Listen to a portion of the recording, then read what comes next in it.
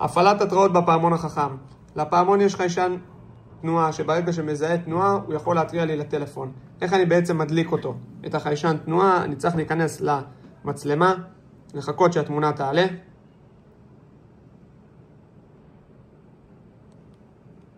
ברגע שהתמונה עלתה, 3 נקודות למעלה בצד ימין,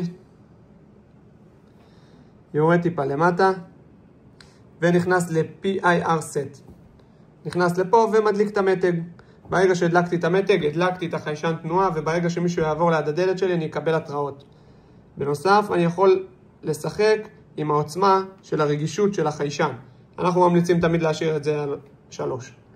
לגבי האנדרואיד, באנדרואיד אנחנו צריכים לפתוח קבלת התראות נוספת. זאת אומרת שאנחנו הולכים לפרופיל באפליקציה, נכנסים למשושה בצד ימין, יורדים למטה, Privacy Settings,